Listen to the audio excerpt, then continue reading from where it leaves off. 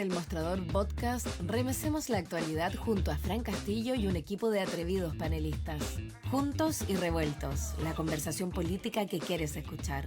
En El Mostrador Podcast, el poder de la independencia. Muy buenos días, ¿cómo están? 9 de la mañana con 6 minutos y ya arrancamos el programa de este miércoles 3 de julio. Como siempre, como les recuerdo todos los días, a quienes se vayan conectando a nuestras transmisiones pueden hacerlo a través de todas las plataformas del Mostrador, elmostrador.cl, nuestro canal de YouTube. Desde todas nuestras redes sociales pueden acompañarnos durante la próxima hora que vamos a estar comentando aquellos elementos más importantes de la pauta política en nuestro país. Vamos a estar revisando algunas iniciativas en relación al derecho a la eutanasia. Recordemos que este debate se reabrió después de la cuenta pública del presidente Gabriel Boric y el día de ayer el senador de la Democracia Cristiana, Francisco Buenchumilla, ingresó al Congreso un proyecto de reforma constitucional para consagrar el derecho a la muerte digna. Así que bien interesante poder conversar y proyectar cómo se va a dar este debate a partir de esta iniciativa del senador Francisco Buenchumilla. Recordemos que también hay otras iniciativas que ya están en el Congreso. Sigue también el debate por el alza de las tarifas eléctricas, manifestaciones para aumentar aún más la cobertura por parte de alcaldes y alcaldesas, recurso de protección. Interpusieron también diputados del PPD para frenar el alza, por lo menos hasta que se resuelva qué mecanismos se van a utilizar para ampliar el subsidio, reforma de pensiones, también reforma electoral que pasa a comisión mixta y que permite que las elecciones en octubre se realicen en 2 días, pero también hay otros elementos que son los nuevos más críticos que están en el debate, por eso pasa mixta. En fin, tenemos una agenda recargada y pasamos a saludar inmediatamente a los panelistas que me acompañan este miércoles, ya los vamos a ver en pantalla. Hoy día les damos la bienvenida al doctor en Ciencia Política y académico de la Universidad Academia de Humanismo Cristiano, Fran Olucha Sánchez. ¿Cómo está? Muy buenos días. Bienvenido. Buenos días. Un placer participar en el mostrador. No, un placer para nosotros tenerte hoy día con nosotros para conversar y también, como siempre, nos acompaña el analista político, investigador senior de la Fundación para el Progreso, Jorge Gómez. ¿Cómo estás, Jorge? Buenos días. Hola, Fran. Hola, Fran también. Fran, Bienvenido. sí. Sí. Oye, ya mira, yo adelantaba algunos temas. Quiero partir con el asunto de la reforma electoral que pasó a comisión mixta. De hecho, lo traemos en portada hoy día en el mostrador.cl. Entre gallos y medianoche, diputados oficialistas buscaron reponer de facto el voto voluntario. Voy a entregar algunos elementos de contexto y les paso la palabra para conocer su opinión. Resulta que este proyecto de reforma electoral fue propuesto por el CERVEL en su minuto para extender a 2 días la votación, ya que el voto obligatorio y la cantidad de cargos que se van a elegir en octubre generalmente hace proyectar que técnicamente se haga bien difícil que esto se pueda completar en una sola jornada de votación.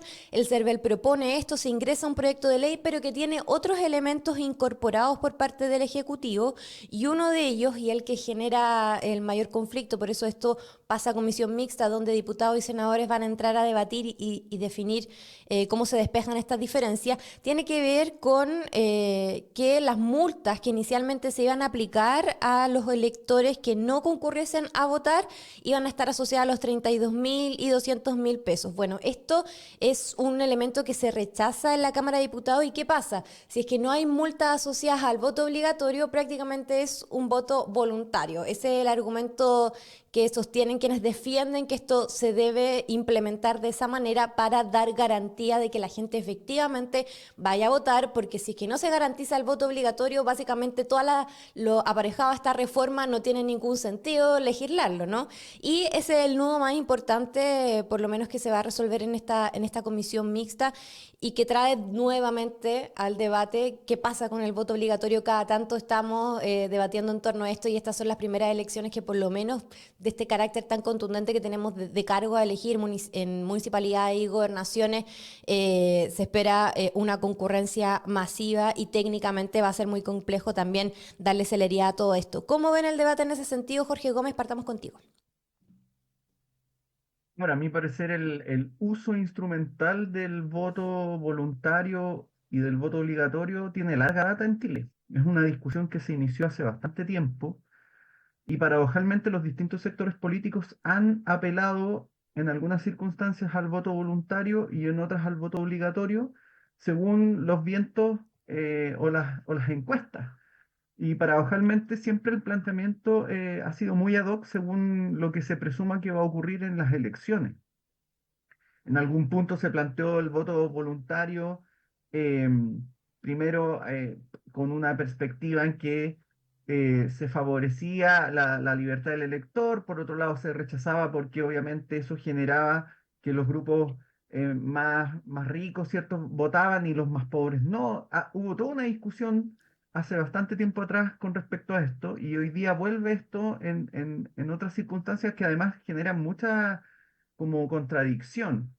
Por un lado, claro, está establecido que el voto es obligatorio, está esta eventualidad de una jornada doble, y además esta no existencia de multas y por lo tanto hay señales muy contradictorias, pero además yo creo que aquí los sectores políticos están sembrando incentivos perversos respecto al ejercicio del voto.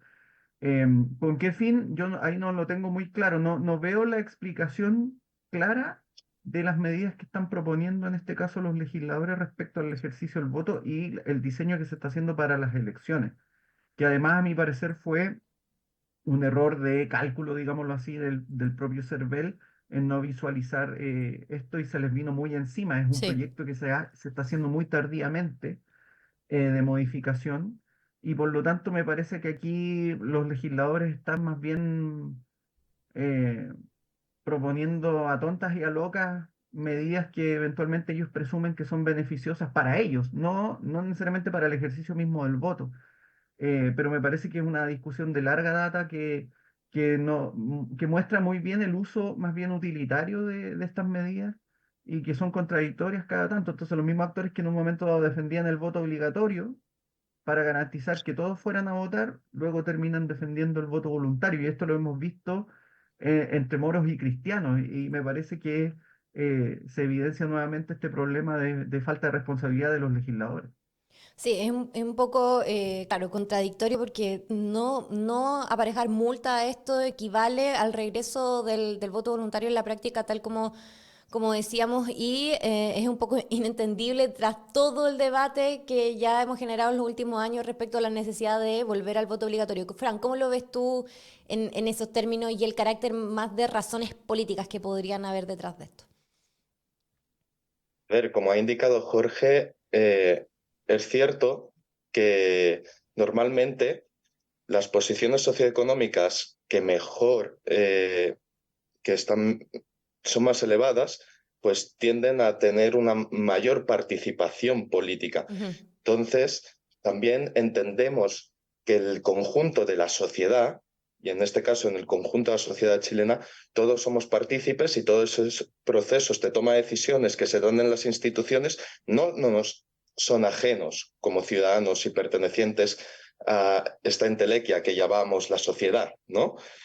Por tanto, creo que es bueno incentivar la participación, creo que es bueno que esté presente, ¿no?, la expresión más popular y política que se da en una democracia representativa y electoral, que son las elecciones, y por tanto sí que sería adecuado, ¿no?, que se pueda incentivar esta obligatoriedad. Y es un debate que no es nuevo, es un debate que lleva décadas y no se da únicamente en Chile.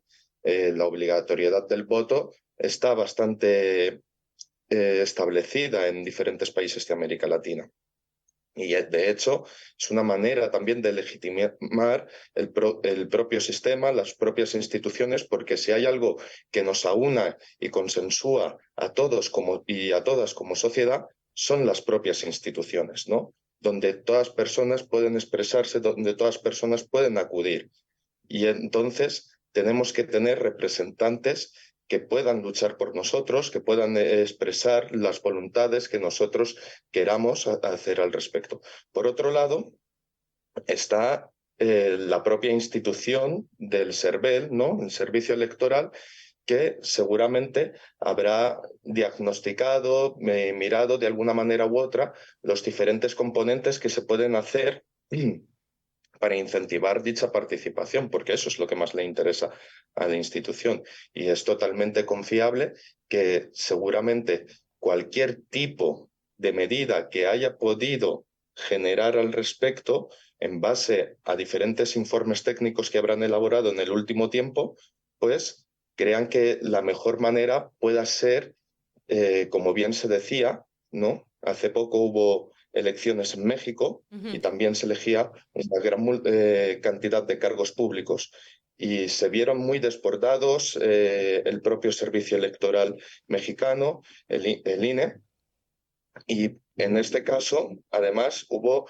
en algunas confrontaciones por lo que viene siendo una elección de un gran número de cargos, pero también que incentivaba a un gran número de personas a participar.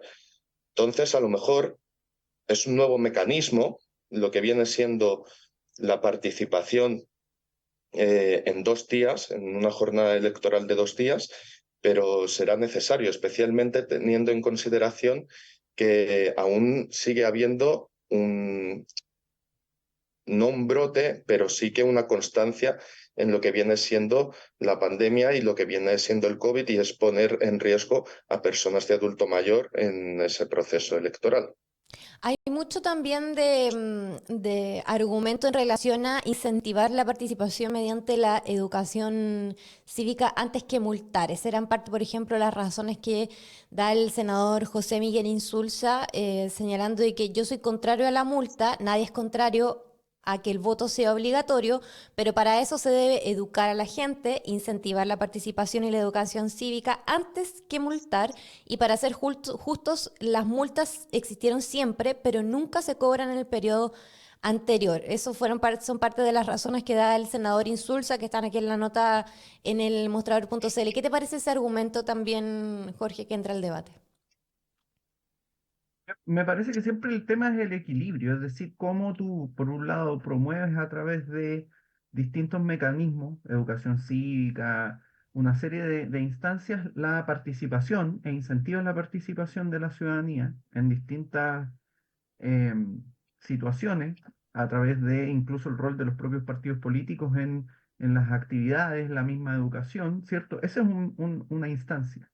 Pero la otra que entra en juego acá tiene que ver con los efectos que muy bien describía Fran, en el fondo, y hay un debate permanente respecto a esto, los efectos que se producen cuando el voto es obligatorio o es voluntario, porque acá hay elementos que a veces no se consideran también, es decir, más allá de que el ciudadano eventualmente asuma bajo formación el deber de votar, también hay en juego incentivos que inciden también en la decisión del voto. Hay teóricos, ¿cierto?, que hablan de la ignorancia racional del votante, es decir, que el votante evalúa cuánto es el costo de ir a votar y cuánto es la ganancia o cuánto incide su voto, y por lo tanto muchas veces la evaluación es no ir a votar simplemente. Más aún si en el fondo los incentivos y los incentivos en términos de ya sea multas u otro tipo de incentivos Ujú. no están bien manifestados. Entonces, hay todo un debate de fondo, y por eso yo insisto en que me parece que los legisladores hoy día están simplemente haciendo las normas en base a intuiciones más que en función de las voces expertas o la experiencia. No nos olvidemos acá que, por ejemplo, el 2022, cuando se hace la reforma que establece nuevamente el voto obligatorio en Chile, aumenta en casi un 85% la votación y la participación. Por lo tanto, la queja que los propios actores políticos tenían antes con respecto al voto voluntario, donde además surgen otros argumentos, que es, por ejemplo, que dicen, bueno, lo que pasa es que esta elección tuvo estos resultados porque obviamente con el voto voluntario hay gente que no está votando. Resulta que el 2022 aumenta un 85% aproximadamente la participación, eh, lo que obviamente cumple un poco el ideal de que la mayoría de la gente participe, y hoy día la señal que quieren dar los legisladores es eventualmente generar más laxitud frente a eso. Entonces, ahí me genera mucha contradicción. Insisto en que Mm. no veo el punto o el propósito de estas medidas, que son absolutamente contradictorias. Es decir, tienes un voto obligatorio, pero la pregunta es cómo obligas el voto. Y ahí, claro, uno puede discutir cuáles son los niveles de la multa, cómo se hace cumplir la multa. Esa es una dimensión. Y la otra, claro, es cómo tú vas incentivando para que en el fondo el ejercicio del voto no dependa de la multa. Yo creo que en todo ámbito debería ser así, en una sociedad donde la gente actúa con libertad es que no esté la gente actuando en base a multas, sino que Claro, que no sea con punitivo. conductas internalizadas. Mm. Claro, pero es en todo ámbito, no solo en el ejercicio del voto. Entonces me parece que acá eh, hay una señal muy contradictoria de parte de los legisladores. Y ahí entra el punto de que, ok, ¿en base a qué ellos están proponiendo esto? Mm. ¿Quién les dijo que propusieran esto? ¿Bajo qué criterio? ¿Cuál es el argumento de fondo razonable de esto? Y me parece que ahí están simplemente improvisando. Cómo ve Fran, ese lado de la discusión? Porque claro, si uno piensa, por ejemplo, en el argumento de la educación cívica, el incentivar la participación, por lo menos en la realidad que tenemos aquí en Chile, es un proceso que se tiene que dar de manera bien pausada y va a ser bastante lento a propósito de la distancia sideral que existe entre la gente y el sistema político además, en términos de, pensando en los incentivos no punitivos, ¿no? ¿Por qué la gente se va a llegar a interesar voluntariamente hoy día en informarse sobre la parrilla programática que tienen los partidos políticos en estas elecciones? ¿Cuáles son esos incentivos no punitivos que podrían existir en el corto plazo para que eso se materialice? Es un proceso lento y llevamos varios años también, a propósito de los procesos constitucionales, debatiendo en torno a la reforma al sistema político y el cómo generar esa adhesión o esa identificación con los partidos hoy día en Chile. Ese es un debate que corre en paralelo a propósito de todo esto, ¿no? ¿Cómo lo ves tú, Fran? Como bien dices, no es algo novedoso, todo lo contrario. Esto viene desde el año 2007-2008 a raíz de la crisis económica que sucedió y se extendió por todo el mundo y, por tanto, la distancia que se genera entre las instituciones y la sociedad, cuyos canalizadores deberían ser los representantes y partidos políticos, no lo están haciendo lidiar, no están siendo ese canal conductivo que esperaba la ciudadanía. Y claro, a veces es más fácil decir algún tipo de premisa en torno a la educación cívica, pero luego esto no se materializa. Yo soy un gran defensor de que se pueda eh, tener presente en la educación, desde la más básica hasta la más universitaria, una serie de ramos en la malla curricular en el cual, sobre todo, formemos a ciudadanos y ciudadanas pertenecientes a esta sociedad en base a unos valores. Y en concreto, pues libertad, igualdad, solidaridad, cooperación, pero a veces ese tipo de malla curricular no está pensado para formar ciudadanas y ciudadanos, sino emprendedores, empresarios y cosas así, un individualismo que no nos caracteriza como sociedad. Entonces, luego cuando llega este momento en el cual se tiene que expresar la voluntad popular, en el cual se tiene que expresar la voluntad de la ciudadanía para ver cómo se configuran nuestras instituciones en el sentido político, ¿no? En los términos más políticos, vemos que hay que establecer esta obligatoriedad porque hay que hacerle entender a la ciudadanía que tienen que participar en la política, tienen que ser partícipes de dicho proceso, ¿no? Tienen que incentivar aquellas personas que creen que deben ser sus representantes. Dicho esto, es una conjunción de las dos. Lo que no vale es decir a estas alturas del partido, cuando estamos a 4 meses de unas elecciones municipales y regionales, este tipo de premisas.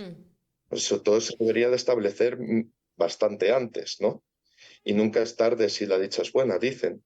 Así que si que lo cree necesario dicho representante, pues que comience a hacer algún trámite de ley en el cual se incentive ese tipo de educación cívica y social en los colegios, en los liceos, en los institutos y en las universidades. Sí, de todas maneras, corremos el riesgo de quedarnos sin ley si es que la comisión mixta a esta altura no agiliza las sesiones, ¿no? La tramitación, son las advertencias que ha entregado el Cervera al respecto y por eso esto tendría que haberse despachado esta semana. Jorge, para cerrar el tema, no sé si quieres agregar algo más respecto a este debate, ¿no? En torno a Complementaría Sí. complementaría lo que dice Fran porque me parece que es clave. Efectivamente, por un lado está el aspecto del rol del ciudadano, en su deber como ciudadano, pero me parece que siempre se tiende a olvidar el deber de los actores políticos en esto. Y acá hay un problema en Chile muy claro que tiene que ver, por ejemplo, con que los partidos políticos no generan confianza. De hecho, en todas las encuestas los partidos políticos son las entidades que menos confianza generan. Y esto es muy problemático porque en una democracia representativa los partidos políticos son claves, son muy importantes. Entonces, efectivamente, el ciudadano hay que incentivar deberes a nivel de educación cívica, pero aquí se produce un problema que tiene que ver también con que los actores políticos dejan de cumplir o ser en el fondo articuladores de las demandas, de las inquietudes de la ciudadanía, y entonces se desconectan. Y yo, a mi parecer, lo que ocurre hoy día con los partidos políticos en Chile es que siguen operando más bien como grupos oligárquicos, muy ensimismados, muy desconectados de la ciudadanía, y eso también genera desafección del ciudadano respecto a el ejercicio del voto. Y por lo tanto también la exigencia tiene que elevarse respecto a los actores políticos. Es decir, los actores políticos tienen que actuar con mayor responsabilidad, ser mucho más probos en su actuar, ser mucho más responsables en las legislaciones que hacen. Y lo que uno ve frecuentemente hoy día en los últimos años, yo creo que ya varios años, décadas, por decirlo así, es un desorden a nivel de los partidos políticos, y por lo tanto ahí uno también entra una otra variable que me parece muy importante considerar, que es que los partidos políticos se acostumbraron a obtener los escaños mediante bajas votaciones. Es decir, el nivel de desafección en un momento dado era muy alto, y los partidos políticos seguían obteniendo escaños con una baja participación. Por lo tanto, los niveles de legitimidad empiezan a bajar ahí.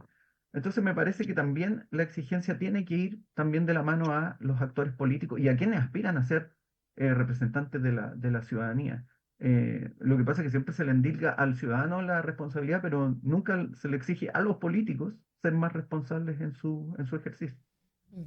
Sí, además, entre paréntesis, el debate sobre la reforma al sistema político está congeladísima en el Congreso. No volvemos a escuchar más respecto a poder retomar esto después del intento del senador Durresti de hacerlo a través del Senado. Así que a ver si que estamos a la espera a esta altura ya con la inscripción de las candidaturas encima que van a hacer a fin de mes, a ver si es que esto puede retomarse o no. Ahora, a propósito de la responsabilidad parlamentaria, quiero cerrar el bloque hablando también, me tomo de esa premisa para hablar respecto al tema de las tarifas eléctricas. Ayer la ministra Toá calificó de paradójico este recurso de protección que ingresaron algunos diputados independientes del PPD y que buscan congelar las tarifas por lo menos hasta que se resuelva el tema de el proyecto de ley que va a viabilizar los mecanismos y los recursos para ampliar el subsidio a este alza de las tarifas eléctricas. Señaló de que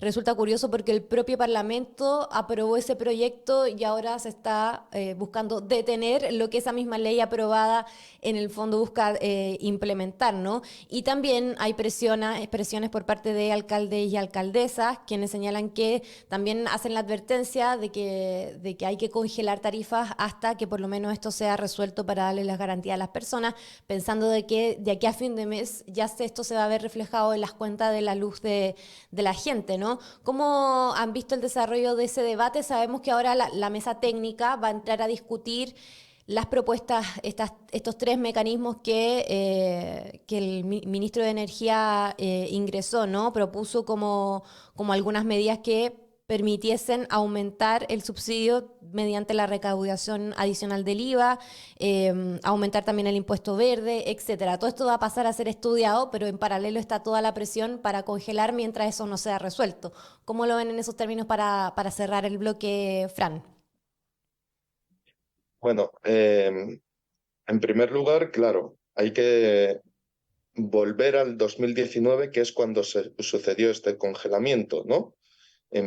Poco después del estallido social, en noviembre de 2019, si no me equivoco, y fue gracias en parte a la presión del Frente Amplio al gobierno de Sebastián Piñera.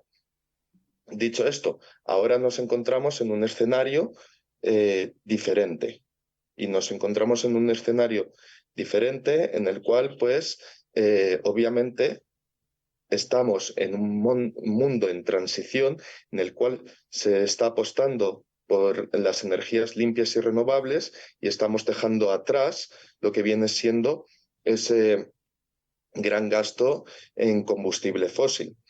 Esto obviamente genera tensiones sociales porque una mayor protección del medio ambiente no conlleva per se un mayor desarrollo económico. Se pueden generar nuevas pautas de desarrollo económico, pero va a ser diferente y tenemos que aprender a estar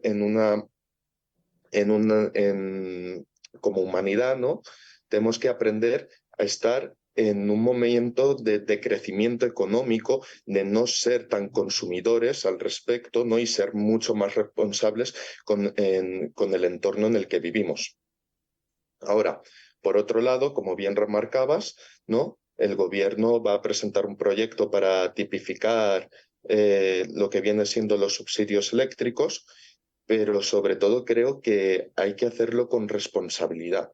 Obviamente va a haber voces críticas porque están pensando en sus ciudadanos y ciudadanas, ¿no? De sus municipalidades, y esto va a ser un tema que hay que abordarlo desde la responsabilidad, desde la calma y no de la inmediatez y la impaciencia de poder abordarlo ya directo ipso facto, ¿no? Este es el problema de la política ahora en la era digital, en la cual necesitamos respuestas ya, contundentes, y tiene que ser una respuesta más pausada. Tiene que ser una respuesta reflexionada, tiene que ser una respuesta consensuada. De hecho, ayer el ministro de Energía estuvo reunido en el Congreso con diferentes parlamentarios, tendiéndoles las manos, ¿no? Y ellos y ellas también estaban ahí presentes con la posibilidad de buscar una solución a dicho problema, ¿no? Porque por ahora ya se llevan más de 400.000 postulaciones en muy poco tiempo, ¿no? Para estos subsidios eléctricos. Sí, postular el subsidio también pasa a ser otra de las problemáticas que están tratando de viabilizar los municipios además. Además que este tema de hacerlo de manera reflexionada, pausada, tiene un cruce electoral, por cierto, eso es imposible desconocerlo a propósito de las declaraciones grandilocuentes que hemos visto luego de que esto ya se puso en evidencia este 1 de julio cuando comenzó a regir, ¿no? Jorge, para cerrar este tema, ¿cómo lo ves tú? No, acá este embrollo es reflejo de malos diseños legales e institucionales. Acá, por ejemplo, a propósito del tema de las energías limpias, efectivamente se ha ido generando incentivos y se ha ido generando producción de energías limpias, pero hubo un mal diseño, por ejemplo, que no consideró los costos de la distribución de esa energía. Y por lo tanto, en términos de infraestructura para la distribución de la energía, que hoy día en algunos aspectos o en instancias se genera de manera limpia, es muy elevado porque hay poca infraestructura. Entonces, hay un mal diseño de los actores políticos que establecieron estos parámetros para esos incentivos. En segundo lugar, me parece que acá vemos de nuevo el fenómeno, y lo estamos viendo de nuevo, de que el legislador presume que por ley puede congelar precios o que puede en el fondo detener los costos de la vida o detener los costos de la producción de energía o lo que sea, cuestión que ya se manifestó en 2019. No nos olvidemos que el 2022 se hizo un nuevo aplazamiento bajo el gobierno de Gabriel Boric de la energía, que además estipulaba hasta el 2032 ese congelamiento. Hoy día los legisladores vuelven a proponer esta idea del congelamiento mediante la ley, cuestión que es totalmente irrisoria en términos estrictos, no tiene ningún asidero en términos económicos además. Pero además me parece que volvemos a ver el problema de que el legislador emite normas legales apelando, por ejemplo, a una solidaridad, pero que le endilga el costo al ciudadano en el mediano o largo plazo. Es decir, promueven solidaridad, pero la solidaridad la terminamos pagando todos nosotros y no ellos. Y además me parece que hay otro problema de base que tiene que ver con, en el fondo, el tema del contexto municipal. Es decir, hoy día lo que está ocurriendo a nivel municipal es que los alcaldes están exigiéndole al gobierno que congele las tarifas, pero con eso están haciendo campaña política, en términos estrictos, sin mediar las implicancias que eso tiene, incluso para el propio gobierno. Aquí hay una discrepancia, por ejemplo, entre el mismo alcalde Serto Bodanovich y Sí. la alcaldesa Hasler respecto a este tema, porque de alguna forma están presionando a su propio gobierno a que congele las tarifas, cuando eso, en términos estrictos, hoy día se está volviendo totalmente imposible. El costo o la deuda que era de 6.000 se casi cuadruplicó. Y además vemos ejemplos muy claros de este populismo hoy día, por ejemplo, el mismo diputado Gaspar Rivas que proponía congelar los precios hasta el 2075. O sea, ese es el nivel de delirio de los legisladores hoy día en el Congreso. Entonces, acá volvemos al problema de que están legislando sin considerar evidencias, sin considerar la experiencia económica ni la evidencia económica. Lo mismo está ocurriendo con los retiros, ¿cierto? Hoy día están volviendo a proponer los retiros. Cuando se propusieron los retiros y se advirtió, incluso el propio ministro Marcel, que en ese momento era presidente del Banco Central, advirtió de los efectos de eso, los legisladores no hicieron caso.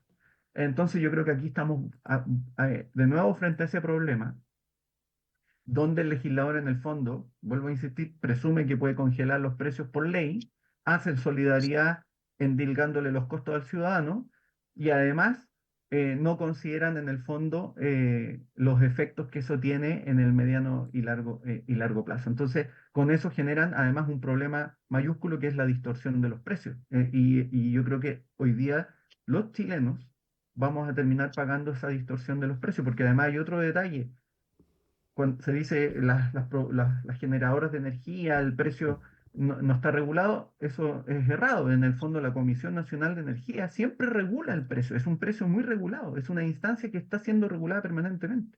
¿Dónde se produce la distorsión? A través de los legisladores cuando producen este congelamiento, sin mediar factores que obviamente escapaban a su propia capacidad razonable o racional, ¿cierto? Que es en el fondo que surge la pandemia y luego otros fenómenos, por ejemplo, a nivel global que afectan la economía, como la guerra en Ucrania. Entonces, Mm. falta que el legislador sea un poco más humilde en sus pretensiones de planificar todo con la ley. Si no pueden congelar los precios por ley. Yo creo que eso, y lo estamos viendo nuevamente con absoluta irresponsabilidad de parte de ellos. Bueno, sí, y esa apelación a la responsabilidad probablemente va a tener más asidero este mes cuando ya se empieza a materializar las soluciones en función de esto, así es que se va a ceder ante las presiones de congelamiento o no, qué va a pasar con el trabajo de la mesa técnica, factor electoral de por medio, factor económico, en fin, es un tema bien complejo que vamos a ver cómo se sigue desarrollando durante este mes de julio. Nos separamos 30 segundos, ya son las 9:39, vamos a volver para hablar sobre el tema de la eutanasia y en qué va el debate sobre la reforma previsional en el Senado. Nos separamos brevemente y ya volvemos con más. En minutos seguimos remeciendo la actualidad. Ya volvemos a Juntos y Revueltos por el Mostrador Podcast, el poder del pluralismo.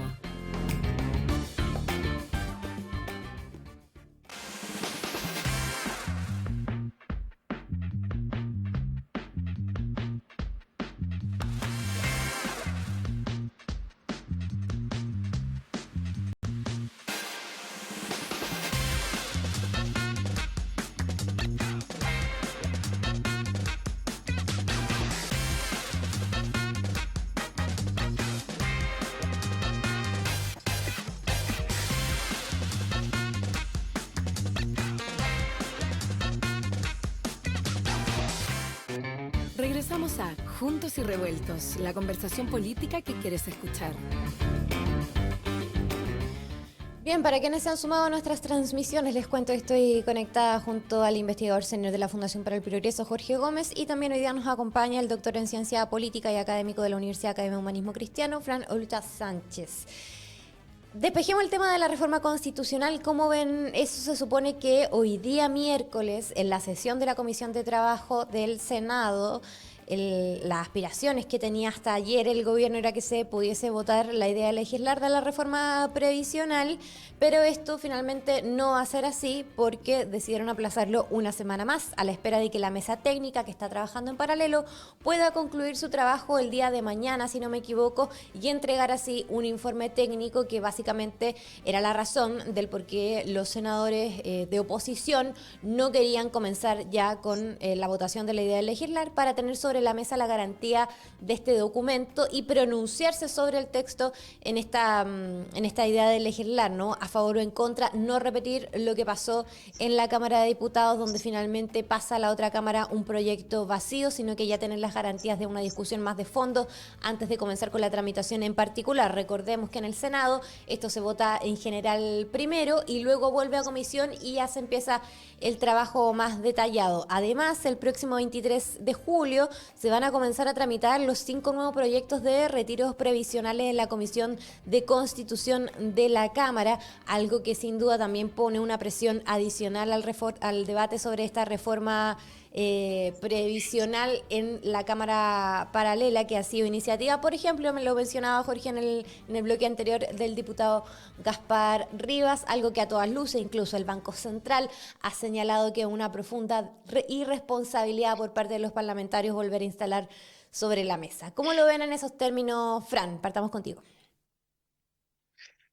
Bueno, el séptimo retiro que se está discutiendo y proponiendo ahora mismo sería, al fin y al cabo, un parche en una herida que sería de una fractura social mucho mayor, ¿no? Y tener en consideración lo que viene siendo este tipo de política pública de inmediatez no va a solucionar el problema más que a través de un proyecto de un sistema de pensiones propio, ¿no? Pero más que propio, bien nutrido, bien asegurado y que le dé ante todo dignidad a la gente que después de tantos años trabajados tengan un cómodo retiro en los últimos años o en la etapa final de su vida y puedan disfrutar de la vida, que es al fin y al cabo la verdadera finalidad, ¿no? No estar trabajando de una manera perpetua, porque lo que nos encontramos aquí en Chile es personas que de más de 70 años que están trabajando de conserjes, arreglando jardines, y eso habla muy mal de la calidad humana que hay en un sistema. De hecho, en muchos casos se sorprenderían y se llevarían las manos a la cabeza. En muchos países en donde la derecha o el espectro de la derecha, que serían los homólogos actuales de aquellos que se oponen a este sistema de pensiones, al fin y al cabo, son los que también están incentivando un sistema de pensiones público y de calidad. Tienen consideración la derecha, además que le encanta compararse con dichos países, ¿no? Como Suecia, Dinamarca, Alemania, España, Gran Bretaña, y no tienen en consideración que es el sistema de pensiones más fuerte en esos países es público y de calidad. Y además, quienes son unos abanderados son sus propios homólogos. Entonces, deberíamos de no pensar tanto en el séptimo retiro, sino más en lo que viene siendo el propio sistema institucional que puede promover un sistema de pensiones digno para todas las personas de adulto mayor. Claro, y ahí por supuesto que las fichas están puestas en que esta reforma previsional que está en el Senado pueda ver la luz pronto, a propósito de que además estamos contra el tiempo, pensando en que si es que esto se llega a debatir en un contexto electoral más encima, puede complicar aún más las negociaciones. Jorge, ¿cómo ves tú, cómo has seguido el debate en el Senado, las diferencias que hay entre oficialismo y oposición de que esto pueda votarse la idea de legislar rápidamente para ya habilitar el debate posterior versus la otra postura de que es necesario tener las garantías del informe técnico para debatir esta cuestión en particular, y además se le suma la presión de los retiros, que sin duda es un dolor de cabeza más para el Ejecutivo? ¿Cómo lo ves? Bueno, partamos diciendo que el tema de los retiros es una irresponsabilidad de actores políticos que tienen un sueldo que duplica, triplica al sueldo mínimo, al que los ciudadanos les pagan asesores, una serie de cosas que en el fondo los vuelve actores privilegiados que no asumen el costo de lo que implica haber promovido los retiros. Y en ese sentido, además, los retiros lo que termina haciendo en el fondo es generar más gente sin eventual ahorro previsional. Es decir, además hoy día probablemente los que puedan retirar son personas que eventualmente están en los deciles más ricos, no es la gente más pobre. Entonces, acá hay un populismo muy irresponsable en ese nivel, y eso hay que decirlo porque finalmente los legisladores no asumen los costos de la inflación, no, ellos no se ven golpeados por la inflación, no se ven golpeados por el desempleo, no se ven golpeados por la falta de inversión. Me parece que el esperar la recomendación técnica es la responsabilidad que deberían tener los legisladores. No hay que olvidar que acá han existido dos comisiones, una incluso la comisión Marcel, está la Mm. comisión Bravo con las recomendaciones para el tema de la mejora del sistema de pensiones. Me parece también que uno esperaría que los actores, en este caso los tomadores de decisión, los legisladores, tomen en cuenta un problema que se está sembrando hoy día y que va a ser un problema para el futuro, que es, por ejemplo, la alta informalidad que hoy día tenemos en Chile. Es decir, ¿cómo se considera eso en términos estrictos? La informalidad es un problema que afecta a las futuras pensiones. Porque obviamente las personas en la informalidad no son, por un lado, capaces de ahorrar y no tienen mecanismos para ahorrar hacia su futura previsión. Me parece que también hay que considerar que la sociedad chilena es una sociedad que está envejeciendo, por lo tanto, su población en edad productiva está disminuyendo y por lo tanto, en el mediano y largo plazo, cualquier criterio de reparto se va a volver disfuncional y por lo tanto, todos esos elementos deberían considerarse cuando se está diseñando un sistema o una reforma o un sistema nuevo de pensiones. La ministra Jara dice de alguna forma, acá hay un cambio, ya no es la AFP, se sostiene el sistema de capitalización individual con un sistema de, en el fondo, reparto en términos de la distribución, pero no es un sistema de reparto. Entonces, cualquier diseño que apunte a mejorar las pensiones debería considerar variables que son importantes y que a mi parecer no se han considerado en la discusión, porque se vuelve a hacer la presunción de que los recursos aparecen del cielo y los recursos hay que generarlos, es decir, tú tienes que tener una economía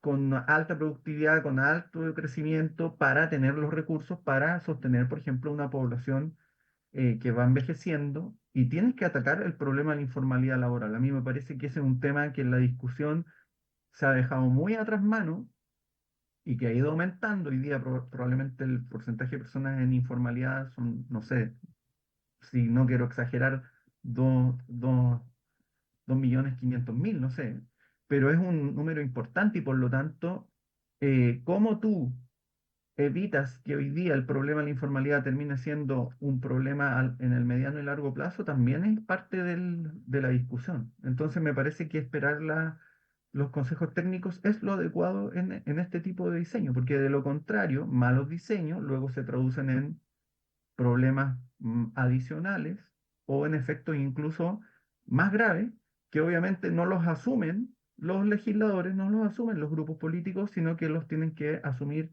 los propios ciudadanos, eh, sin que nadie más se haga responsable, porque los políticos ahí se lavan las manos después. Entonces me parece que es importante esperar que el diseño se haga con absoluta responsabilidad y siguiendo los consejos de la mesa técnica. Es lo mínimo que uno podría esperar de los legisladores.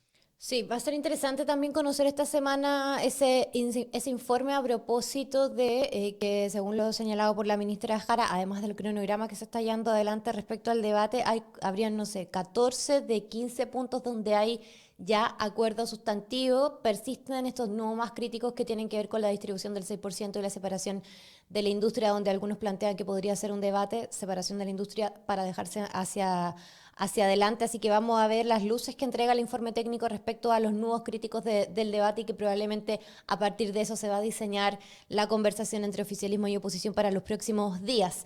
Dicho eso, quiero cerrar con el tema que yo mencioné al principio, ¿no? Esta reforma constitucional ingresada por el senador de la Democracia Cristiana, Francisco Buenchumilla, que reconoce el derecho de toda persona que cumpla los requisitos previstos de la ley a solicitar y recibir la prestación de ayuda para morir. Ese es parte un poco del texto que ingresa el senador Buenchumilla. A diferencia de los proyectos que ya están en el Congreso, esta sería una reforma constitucional para agregar un nuevo derecho, que es el derecho a morir con dignidad, al catálogo de derechos de las personas. Brevemente, ¿cómo creen que el país está preparado para ya iniciar este debate en términos públicos, parlamentarios, respecto al buen morir, señala el senador Huenchumilla, y todo el debate también que se incorpora en relación a, bueno, y el paralelo de los cuidados paliativos, también tiene que ser algo que se tiene que perfeccionar para dar una viabilidad distinta también al buen morir? ¿Cómo ven el debate? ¿Qué tan preparados estamos ya para iniciar una discusión que ha estado ya en el Parlamento? Recordemos que hay proyectos de ley, pero que después de lo que fueron los anuncios del presidente Boric durante la cuenta pública, probablemente en lo que resta del año va a ser tema de conversación en el Congreso y en el ámbito público en general. Fran, ¿cómo ve este debate de la eutanasia? El debate es ahora, no hay otro momento. No siempre, si posponemos cualquier tipo de debate, no tenemos la valentía suficiente como sociedad para enfrentar una temática fundamental para algunas personas en torno a su propia dignidad. Y el debate es ahora. Lo mismo se decía en torno al matrimonio igualitario más de 20 años atrás, ¿no? Cuando se comenzaban a aprobar dicha medida y decían, no, es que es algo superfluo. No es algo superfluo, es algo que le da visibilidad a que hay una gran diversidad de orientaciones sexuales en nuestra vida cotidiana, en nuestra sociedad, y por tanto era una manera de promover algo que es normal, ¿no? Que la sociedad y las instituciones normalizaran algo que existe en nuestra sociedad. Y esto es lo mismo en torno al derecho a una muerte digna, al derecho a la eutanasia, en el cual hay una problemática por una serie de personas que están en unas condiciones de vida que no les son muy favorables, que se encuentran con una pesadumbre, y no solo ellos o ellas, sino también sus familiares o amistades más próximas. Y esto hace que la calidad de vida sea muy mala para esas personas. Entonces, es el momento ahora de abordar una temática en torno a la dignidad de esas personas, de cómo abordarlo, de los diferentes parámetros que se pueden concebir, ¿no? A través de la administración pública para poder certificar ese tipo de calidades, porque ya se estaba hablando por ahí, no, es que esto es promover la muerte, no es promover la muerte, es promover la dignidad humana, no nos equivoquemos. Y sobre todo, y no obligarle a vivir a una persona en unas condiciones que no le son nada favorables.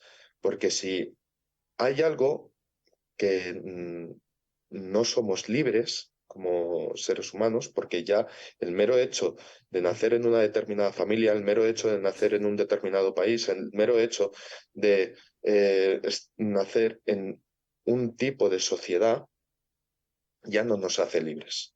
Y eso va a condicionar todo lo que viene siendo nuestra trayectoria. Estas personas en algún momento han sufrido algún tipo de percance en la vida o tienen algún tipo de percance en la vida que les impide tener una vida normal y corriente, ¿no? Y entonces, claro, debemos de darles la opción de si quieren seguir viviendo, ya que no les dimos la opción de haber nacido en unas determinadas condiciones. La libertad de decisión es parte de los argumentos que ha planteado el senador Buentumilla. Ayer lo escuché en algunas entrevistas donde lo planteaba en esos términos, ¿no? A propósito de que hay otros que plantean que morir con dignidad puede ser mediante cuidados paliativos, pero el tema es la decisión de la persona que no quiere seguir extendiendo probablemente una agonía, el tema de la carga familiar y muchas otras razones que acompañan este tipo de situaciones bien dramáticas, ¿no? Y lo otro, para aclarar el punto, este es una reforma constitucional para incorporar este nuevo derecho, y lo que él planteaba es que la aplicación de este derecho debe quedar a materia de ley y ya un debate parlamentario más detallado en términos de los marcos, las condiciones, las estructuras mediante lo cual esto se podría implementar en nuestro país. Jorge, para cerrar, ¿cómo ve este debate? Me parece que es un debate que va a ir tomando cada vez más fuerza a propósito del tema de que la expectativa de vida en Chile ha aumentado Mm, y la población está envejeciendo. Por lo tanto, hay varios elementos que hacen que las personas, a medida que vamos envejeciendo y prolongamos nuestra vida, muchas situaciones se van a volver más complejas. Me parece que es una discusión que además es muy salvable en muchos aspectos. ¿En qué sentido? Obviamente acá está primero el criterio de la autonomía y que en muchos países se ha resuelto a través de la estipulación previa, es decir, la persona a través de un mecanismo, digámoslo así, testamentario o antenotario, así como se establece que uno es donante de órganos, establece que ante ciertas eventualidades la persona espera que se le aplique, en este caso, la eutanasia, ¿cierto? Y hay toda una discusión, me parece que el mecanismo en ese sentido es muy salvable. Generalmente se apela a que bajo ciertas circunstancias las personas no tienen capacidad de decisión, pero la estipulación previa me parece que es lo razonable. Eh, Además, yo concuerdo en el punto, aquí la discusión no es sobre la muerte, es sobre la vida buena. En términos filosóficos, es en el fondo lo que implica vivir la vida. Y la vida no es solo como el aspecto biológico, ujú. ¿cierto? De respirar y que esté latiendo el corazón. Tiene toda una configuración mucho más amplia. Y eso muchas veces en ciertas circunstancias, ya sea por accidentes o enfermedades u otro tipo de situaciones, entran en cuestionamiento para la propia persona y por lo tanto ahí hay un plano, me parece, de autonomía muy, muy personal que tiene que ser resuelto por la propia persona. Y obviamente las estipulaciones y los marcos donde se aplica esto tienen que estar muy bien establecidos, ¿cierto? En algunos países lo que se establece son comisiones médicas, un equipo Sí. médico que va tomando decisiones en función de ciertas evaluaciones y con eso se procede. No es como que la persona vaya y pida una eutanasia porque se le ocurrió. Entonces, eh, hay todo un proceso que se puede establecer y me parece que también tiene que ver con esta idea de en el fondo, morir dignamente y no bajo un calvario, en el fondo. La idea de esto también es que una enfermedad no se vuelva a la larga un calvario. Y que sea también una decisión personal, es decir, si una persona eventualmente quiere asumir una enfermedad como un calvario, esa es decisión personal, pero si otra persona no quiere asumir eso, también es una decisión muy personal. Me parece que ese es el ámbito en el que debería ser abordado este tipo de discusiones, estableciendo todas las salvaguardas para que la autonomía de la persona sea la respetada y no quede sujeto a otros criterios de otra índole. Entonces me parece que es una discusión que probablemente va a ir tomando más fuerza a medida que nos vayamos dando cuenta que estamos todos envejeciendo en Chile, que vamos a ser mucho más viejos que jóvenes y por lo tanto eventualmente vamos a esperar en algún momento, como todo ser humano, que nuestra muerte sea lo más calmada, lo más digna posible. Y yo creo que esa es una discusión que está ahí latente, ¿no? Me parece que es inevitable considerando además el contexto en el que estamos la población chilena. De todas maneras, es un debate bien interesante en términos filosóficos y también sociales, ¿no? Así que vamos a ver cómo se reactiva a partir de estos proyectos que ya están en el Congreso. Vamos a ver con qué tanta celeridad se le da a esta discusión en el Parlamento. Así que tema de conversación para los próximos programas. Llegó la hora de despedirnos. Fran Orucha Sánchez, Jorge Gómez, muchísimas gracias por el tiempo con la audiencia del Mostrador y que tengan un muy buen miércoles. Nos estamos viendo. Chao, chao. Que estén bien. Cuídense, gracias. Chao. Sí, Yo, muchas gracias. igualmente. Yo me despido también de quienes se conectaron a nuestras transmisiones, no sin antes contarles que para saber más de lo que está pasando en el mundo de la ciencia y la cultura, te puedes sumar a nuestra comunidad Cultívate, el newsletter del Mostrador sobre todos estos temas y te puedes inscribir gratis en la sección newsletter en elmostrador.cl. Síganse informando con nosotros, nos volvemos a encontrar mañana jueves a partir de las 9 de la mañana. Que estén muy bien. Chao, chao. Cerramos por hoy Juntos y Revueltos. De 9 a 10 de la mañana, remecemos la actualidad junto a Fran Castillo y sus atrevidos panelistas. En el Mostrador Podcast, el poder de la independencia.